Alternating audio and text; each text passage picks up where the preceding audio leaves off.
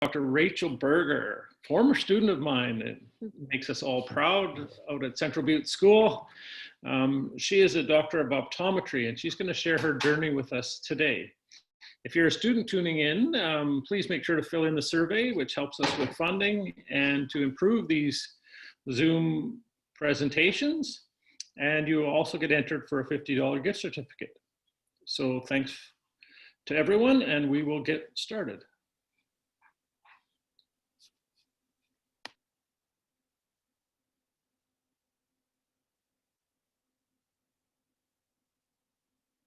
Hi, everybody. Thanks for joining the call today. I'm Dr. Rachel Berger, Doctor of Optometry, and I'm going to be sharing about the optometry profession to anyone who might be interested here today.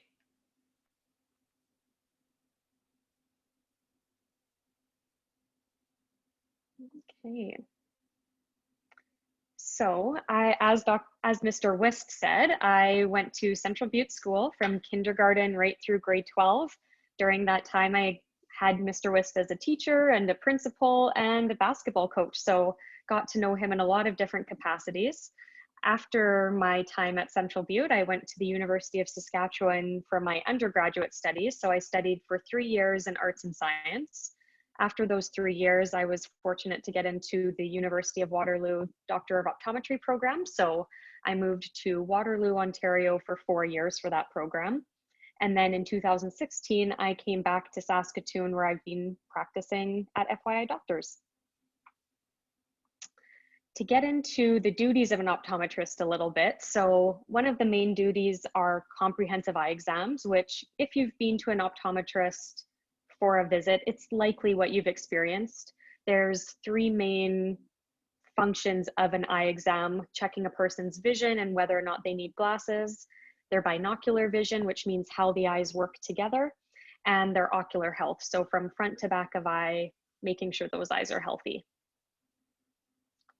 Optometrists also have a large role in diagnosing and managing different conditions. So there's many ocular diseases such as macular degeneration, glaucoma, cataracts that we manage. There's ocular emergencies that come in. So a person might have an eye infection, a foreign body, different things to that extent. And then there's also kind of more subspecialties of optometry. So things like vision therapy for someone who needs eye training, or someone who has low vision and needs rehabilitation in that regard. So in addition to the routine care, there's also some additional, more specialized duties that we have. So an optometrist, just like you have a family doctor, and an optometrist is essentially a primary eye care practitioner. So once we have assessed a person's vision, it's our job to make sure that patient or the patient's parent or caregiver understands the status of their vision and what their needs are. If a referral to a family doctor or to an eye surgeon is needed, then we're responsible for taking care of that, as well as if there's anything a family doctor, eye surgeon, neurologist, if there's something that they need from us, that we kind of have that relationship established. Some possibly unknown duties of an optometrist. So we have a role in managing systemic diseases such as diabetes, high blood pressure. Especially in Canada, I'd say diabetes is one where a person may not have been to see their family doctor in a while. They come in for a routine eye exam, and because there's very small fragile blood vessels in the retina, which is the tissue lining the back of the eye, sometimes we can see signs there that prompt us to send a patient back to their family doctor, where they are then diagnosed with diabetes. So that can be a common role for optometrists. And the high blood pressure piece, I did a 4-month rotation at a veterans hospital in Oklahoma. And if a person has high blood pressure for a really long time and it's not managed, then we can also see signs of high blood pressure in the back of the eye. But fortunately, with the Canadian healthcare system, we don't see that necessarily quite as much as the diabetes. Another big part of an optometrist's job is administrative time. So everyone we see, we have to document what we find, send referrals, check in with the staff. Depending on the optometrist, you may have a big or small role in staff management, but a lot of that comes with the job as well. Work environment. So optometrists can work in a few different capacities. The most common is likely private practice, where you're either working by yourself or with other optometrists. Dispensing or non-dispensing speaks to glasses. So some optometrists work in an environment that also sells glasses. Others may just have an optometry office and then people go elsewhere for glasses. Interdisciplinary clinic is when people work alongside other healthcare practitioners. So that might be an optometrist working in an ophthalmologist or eye surgeon's office, or working in a hospital setting. And there's also research and teaching positions where you're at a university or working in more of a health education role. Equipment needed, it's changing a lot as optometry shifts to more of a medical focus. You used to be able to work with a very small amount of equipment, but that's not necessarily the case anymore. Fixed equipment speaks to kind of the more big, bulky stuff that usually an office you go into will be equipped with. So your exam chair, your slit lamp, which is like the big microscope that you use to look at a person's eyes, a phoropter, which is the fancy word for the big glasses that determine your prescription. Most offices now you need a computer because that's how you're documenting your charts. The eye chart, retinal imaging, so the big cameras that allow us to take pictures of your eyes. That's the big bulky stuff that hopefully whatever office you're going into already has, or if you're setting up an office you would need to invest into. And then the handheld equipment you typically purchase during your school years. So trial lenses, which allow you to demonstrate different types of glasses to a patient. BIO, which is a big fancy headpiece that allows us to look at a person's eyes. And then kind of all these other handheld pieces that again allow us to further assess a person's vision. Typically, these are pieces of equipment, like I said, that you will buy yourself during school to have with you wherever you go. Challenges and stressors of the position. So one of the biggest ones I think most optometrists would agree with is when you're seeing patients throughout their different stages and years of life, people don't always have great vision or may lose their vision. So as a person's vision gets worse, whether it's from age-related changes or disease, we're not just assessing the eyes, we're assessing a person. So having that relationship with the patient to help them cope with those changes and connect with resources is important. Some days ocular emergencies can be quite stressful. You may have a day full of patients and then you have that squeeze in that you're also needing to manage and make sure is taken care of. Optometry is a very quick changing profession. So there's a lot of regulations and scope, meaning what we're able to do as optometrists, and education that we're always having to stay current and relevant with in the early years growing a practice. So you may not start off as busy as you'd like and have to slowly grow. And then managing staff. So in addition to the patients, there's often things going on behind the scenes that you have to take care of too. Rewarding aspects. So it's a pretty direct correlation where when you can improve a patient's vision, you're improving their quality of life. It's pretty amazing seeing that wow factor when someone has thought their vision was okay or knew that it wasn't, and then you show them what their vision could be with a new set of lenses and it just transforms everything for them. So that is a pretty daily occurrence that we get to see that definitely makes the job very worthwhile. The relation to overall health. So as I said, having someone who comes in who maybe thinks everything is fine, but allowing them to get treatment for diabetes, high blood pressure, something going on that maybe they didn't realize, and knowing that long-term their health is better because of it is a very rewarding aspect. And developing the patient relationships. So because we're similar, we're the eye version of a family doctor, getting to see patients from when they're young to as they grow and go through different stages of life. That's a really rewarding, nice aspect of the job for sure. Income and benefits. So the income of an optometrist, you are typically self-employed, so there is some variation. If you're working in a more rural or remote area of the province or country, you're going to be making more money right off the bat. Working in more saturated areas, such as Toronto area, for example, it may be a little bit more difficult. The type of practice you're in can change things a little bit, but associate optometrists, meaning optometrists who are just out of school, who don't own their own practice, you're maybe in that 60,000 to 110,000 mark. As you grow your patient base and move on through the profession, that continues to grow and expand with the lifespan of your career. And it's important to note things such as, you know, your health benefits, vacation time, sick leave, that's separate from the position. So a lot of jobs will have that included, but if you are self-employed, then those are all additional considerations to your benefits expenses.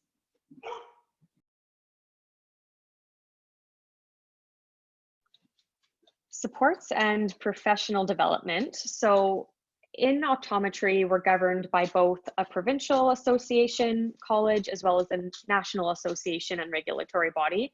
So those the association piece serves to serve members, optometrists, in developing your practice or getting tools education. The college serves to protect the public. So making sure that everything optometry is doing is in the best interest of the patients we're seeing.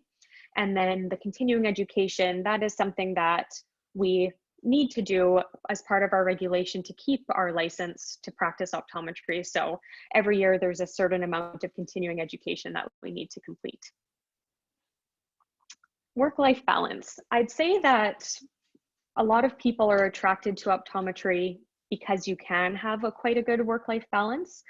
It does depend though. So if you are in one of those more saturated areas and needing to make ends meet, then you often are working weekends, maybe evenings, just to ensure that you can pay off student debt, etc. If you're in one of the more rural areas, then you're typically more of that Monday to Friday, 9 to 5, but it does depend on your practice and the number of days you work per week. The nice thing about being self-employed is you can have some say in that. Some optometrists with families, you know, may just decide to work 2 or 3 days a week, but that has to make sense from a financial standpoint and from your practice standpoint. And also depending on the practice you work at, you may be on call for emergencies as well, some evenings and weekends, so something to keep in mind. I imagine this question would come up for a lot of students, so I thought I would include it in my presentation. If you want to become an optometrist, step one is going to a university and getting at least 3 years of school. So the information I have on the slide here mainly pertains to the University of Waterloo in Ontario. In Canada, there are only 2 optometry schools, one English-speaking school in Waterloo and one French-speaking school in Quebec, in Montreal. So this speaks to the University of Waterloo requirements, but there are a lot of schools in the United States that Canadians will go to as well, just to increase their chances of getting in. So you may want to look at a few different options just to know what their prerequisite requirements are. But Waterloo, they like to see that you've taken 6 terms of school, which is 3 years, and they do prefer that you have 5 classes per term, just to demonstrate that you're able to handle the workload of the optometry program. Once you're in optometry, you can have 6, 7 classes per term and a lot of labs. So they just want to make sure that the volume is something that you'd be able to handle. They do prefer you take a science degree just because a lot of their prerequisites are science related, but that's not mandatory. So when I was in my undergraduate degree, I started off doing microbiology and immunology, thinking that would be a good pre-optometry program. But as I thought more about it, I realized that if I didn't end up getting into optometry, I didn't really necessarily want a career in microbiology immunology. So my advice to someone who is looking to get into a doctorate degree or a professional program is when you're choosing your undergrad, make sure you understand what prerequisite classes are needed, but don't be afraid to pursue a program that aligns with a degree you'd be interested in. So I was working towards my Bachelor of Science in Psychology before I got into optometry, and that was a career that I really enjoyed the classes, really enjoyed the content, and was something I could have seen myself working in had optometry not worked out for me. There is an admissions exam that's required to get into optometry called the OAT or OAT. So after your first year, you would take this exam, and it's a standardized test that again allows them to assess your eligibility for optometry. Involvement also very important. So making sure that you're staying connected to your community, university. They want well-rounded candidates. So that volunteer involvement piece is very important. And then knowledge of the profession. So getting in touch with your optometrist, seeing if you can do some shadowing, making sure that it's a career you are interested in. They're going to want to see you've spent some time doing that when you apply for the program. And I am now open to questions. So if there's anything that you would like to know, feel free to ask. And I can also give some information to Mr. Wiss to pass along if there's any questions you have directly for me after this presentation is on YouTube for you. Dr. Berger, when you're on call, how does that work? Are what's the criteria around being on call? Do you get paid just like you were working that day, or how does it work? So if you are a private practice, your office will determine, you know, are you an on-call office, who is on call, what that schedule looks like, but it would be per patient. So if you are on call, but no one ends up calling, then you don't earn anything. But if there are some calls you have to tend to, then you would get fees for that service. So it really depends, and it's more to support the patients than to earn income, I would say, in that capacity. Did you get your undergraduate degree from Saskatchewan before you moved to Waterloo, or what was your path to get into optometry, into that university? So because I could have had a 3-year Bachelor of Science before moving on to Waterloo, but because I had changed my major, I actually don't have my Bachelor of Science. It's not a requirement to apply to the University of Waterloo. So I have 3 years of undergraduate studies at the University of Saskatchewan, but just my Doctor of Optometry degree. Thank you. Mm-hmm. I have a question. Yes, I was just wondering about salary expectations, because you work for a big conglomerate like FYI now, right? Do you Mm-hmm. get a percentage of what you're bringing into the clinic, or is it just a straight base salary? How is FYI? Because the person I go to is Ron Gaucher, and he's with FYI too, right? Mm-hmm. Yeah, he's So in Regina there, you yeah. gotta work that, right? So I was just wondering what to do for newer people.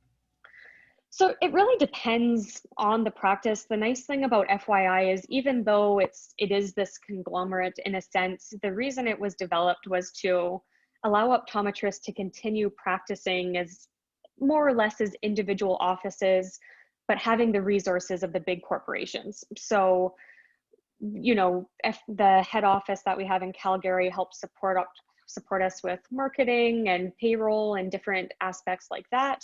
But each office does still have autonomy to make certain decisions, just as you would if you were a private business owner. So it's a really interesting model.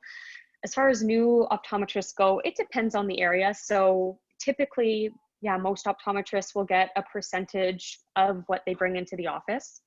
Some offices may arrange kind of a daily minimum or a minimum guarantee, so that, you know, at the very least you're getting this amount of money per day or per pay cycle, just so that there's a little more support when you're starting out. As a high school student that's interested in optometry as a profession, seriously, or I guess, what's the reality of them getting into the University of Waterloo? Is it a one-time application? They luck out, they get in? I'm thinking not, but I wanted you to address that for any student that may be pursuing or considering this career, just the opportunity of getting into that college. Yeah, so the University of Waterloo website is an amazing resource if you're interested in the program. I believe currently they say that, so it's 90 people that get accepted per year into the program. There's often misconceptions that it's so many per province, but because there's only one school of optometry in Canada, they just look at the pool of people that apply and pick the top 90 students from that. So it doesn't matter what province you're from. It doesn't matter what undergraduate university you go to. So you don't have to go to the University of Waterloo undergraduate thinking that'll help you get into optometry. I think typically there's around 300 applicants. So 90 out of the 300 are accepted.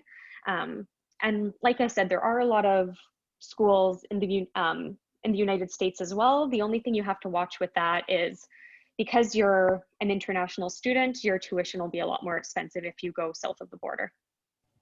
Thank you so much for addressing that. That's really good for students to know that, what the reality of is getting into that program. Thank you. And a lot of people do, you know, get in their second time of applying. I was lucky to get in my first time applying, but how I approached it was so I was able to apply after 3 years. In the US, I think you can do after 3 years for some schools, others may want 4 years. So that's something you would have to look into. But I decided just to apply to the University of Waterloo after 3 years. And I was okay with going on to a 4th year of university and then widening my net of schools I applied to after that if I had to. But with every school you apply to, there are fees to submit applications. And then if you have to go interview, so that will factor into your application strategy as well. So when you went to Waterloo, it's 4 additional years, correct? Correct, 4 additional years. The first 3 years were classroom lab based, and then my 4th year was all clinical experience. So straight after 3rd year, I went into my 4th year of school, and there were 3-4 month chunks of practical experience. So 4 months were at the University of Waterloo, where you would go through the low vision clinic, the pediatric clinic, the contact lens, ocular health. So all the different areas that exist in optometry. 4 months I was responsible for arranging in private practice. So I spent some time in Canmore, some time in Moose Jaw, and some time in Saskatoon working with optometrists in private practices, just to get an understanding of the different practice modalities and what real life optometry looks like. And then, as I mentioned earlier in the presentation, I spent 4 months in Oklahoma at an ocular disease, doing kind of more of an ocular disease rotation in a veterans hospital. So it was very heavily glaucoma based, cataract based, macular degeneration based, and understanding how to manage those ocular diseases. Now, if you wanted to take additional education to get into eye surgery or something like that, would you go back to Waterloo, or is it? So I would be able to do a residency in contact lenses or low vision, ocular health, something like that if I chose to. But if I wanted to do eye surgery, it's really interesting.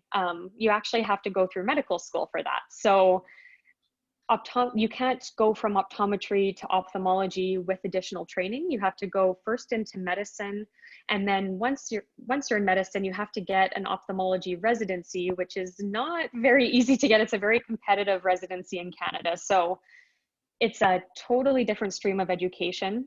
When I was in, I think, grade 12, I actually shadowed an ophthalmologist and considered going that route, but I knew that I was interested in working with eyes, and that kind of prompted me to decide to go the optometry route rather than the medicine and later ophthalmology route.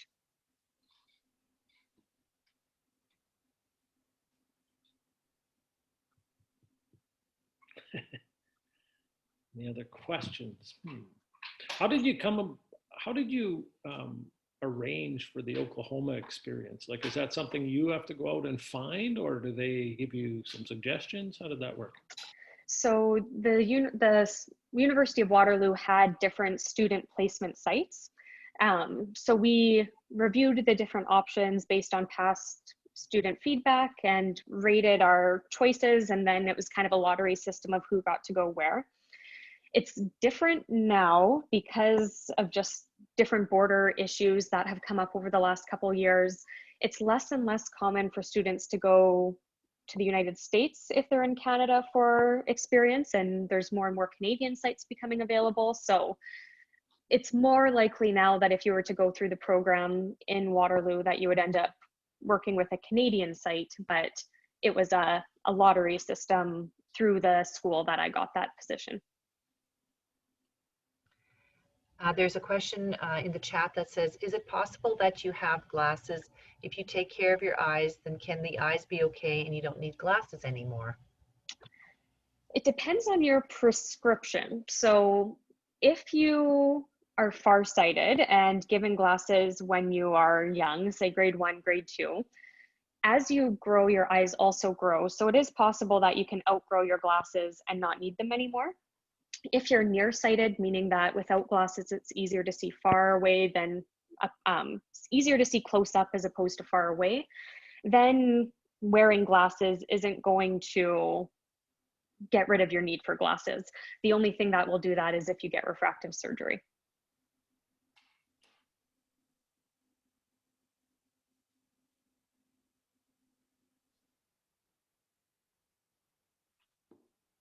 Well, any more questions? Well, thank you, Dr. Rachel Berger. It's been a great presentation, and it's been kind of nice to catch up with you a little bit. Mm-hmm. Thank you for your time. I'm sure it's Yeah. valuable for the students. Thank you so much for having me. And as I said before, if any other questions come up, students can reach out to you and you can pass along that information. And I'm happy to answer anything else once the presentation is viewed. Thanks.